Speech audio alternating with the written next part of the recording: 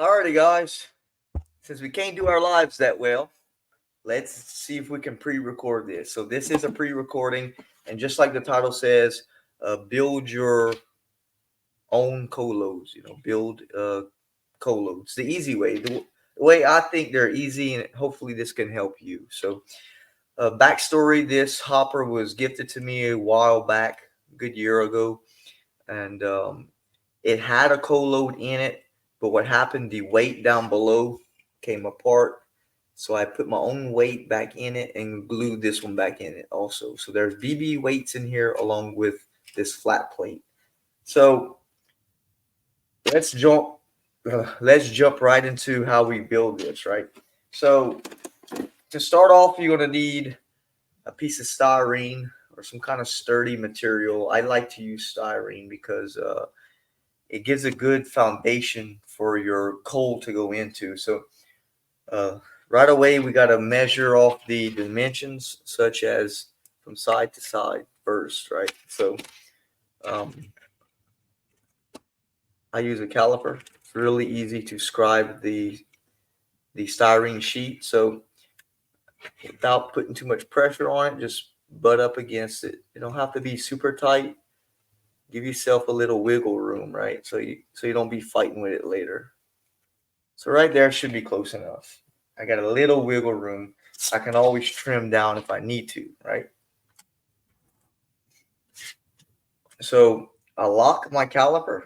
I got my width that I need. I lock it and I scribe it. So come down the middle here and scribe all the way. Gives me a straight, perfect line, right? So it's scribed. Next thing we need to do is cut it along the scribe.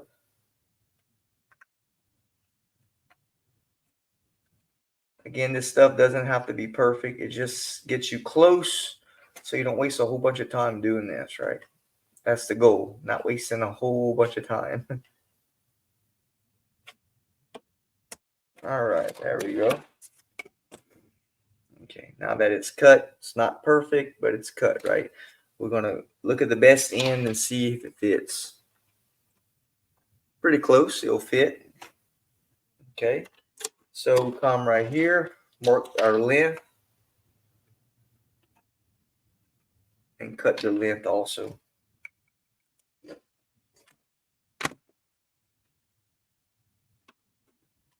I'm good with eyeballing it, so I'm just going to eyeball it and give my best cut, right?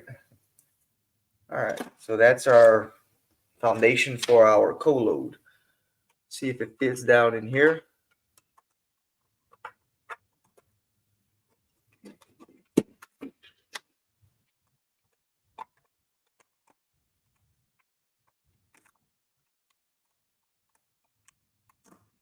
Well,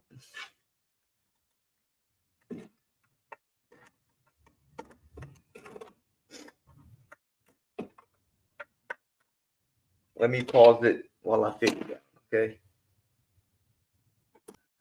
Unpause and show you guys what I got. So this is our false bottom, okay? And I inserted it in about a 1/4 inch from the top. You can do what you want depending on how full you want to put it. I like to put it about a 1/4 of an inch, as you can see, the top to the base, okay? Pretty much we're done with that part, right? Next thing we need to do is secure it in, which is some glue. We use regular super glue for this. I might still have some in this one. Let's try this one. Yeah, we got a little bit. And that's the beauty of styrene because it's plastic, I guess. And it'll glue right to the hopper with ease. Basically, I'm just putting it at different points. This does not need to hold a lot of weight, so you don't need to overkill this. Just put glue so it holds it, right? There we go.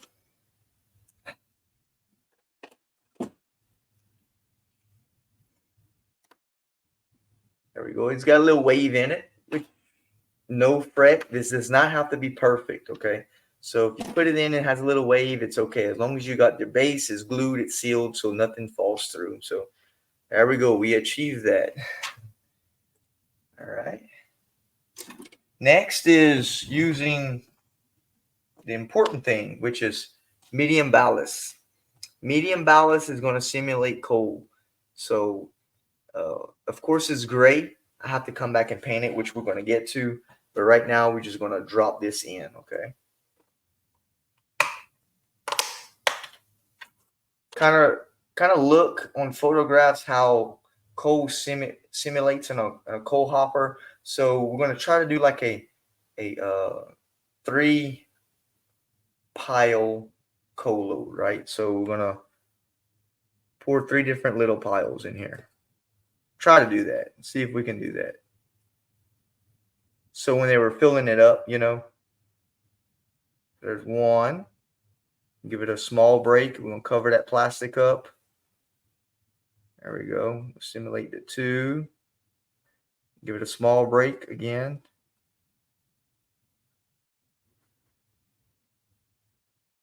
And that's pretty close for the 3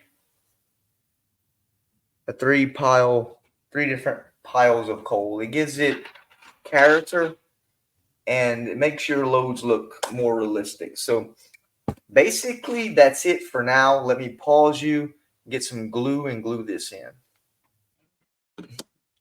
Okay, so this is a 50-50 mix of white Elmer's glue and water. And the easiest part is just saturating this thing a lot with, well, almost forgot. Let me pause you 1 second. Let me go get some alcohol. Almost forgot. Okay, rewinding a little bit. I can't seem to find my alcohol, so I'm going to use some water. Let's see how this works out. So I'm going to use the water to break the surface retention of this ballast. So when I put my thicker glue mix, it don't bead off. So the water is going to hopefully break that retention and be able to get this thing glued in. So let's see if we can do this with some water. We'll learn together. Nope, it's wanting to beat up. So let me pause and really find some alcohol somewhere. Let me look around. Okay, so I'm back and I had to go tear apart the house to find this much left in our household products. I got to go to the store and get some more.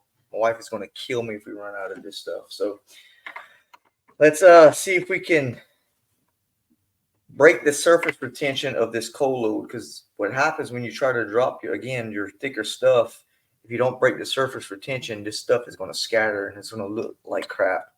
So the alcohol works the best for that, to break it up. Okay, water don't seem to work well.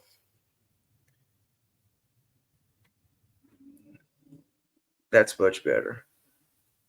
It's taking it, soaking it right in. So when I come with that mixture, it's going to go right into this coal load. Get y'all close so y'all can see it. And this here, I'm just gently applying it, letting it soak throughout the ballast.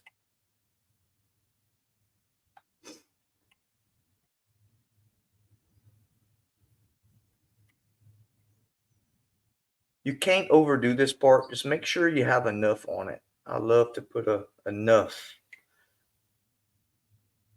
Alcohol will evaporate and dries quick. So just make sure you put enough, and so it don't bite you, right?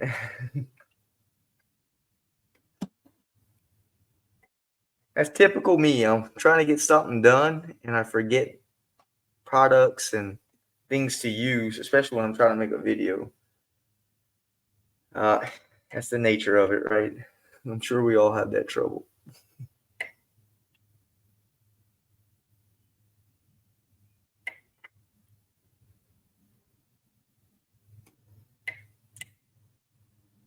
Okay, I think that's plenty. Now we have to come with this step. Make sure your 50-50 is mixed up well. The last thing you want to do is put part water and a little bit of glue. It won't work. It's not going to hold.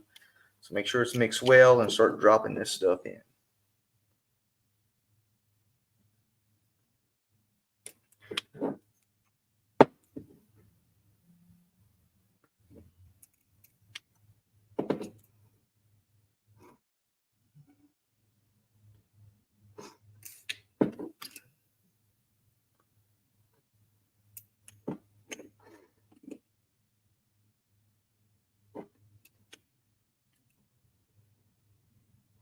This is a slow process because you got to make sure everything is covered. And it takes, of course, it takes the time just like everything else.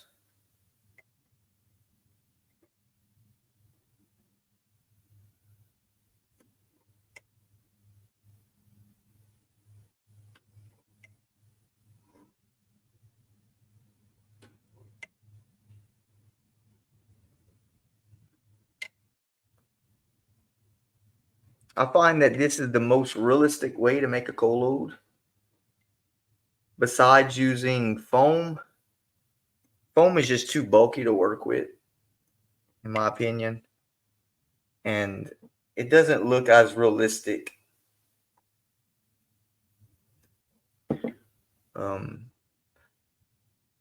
Representing a co-load.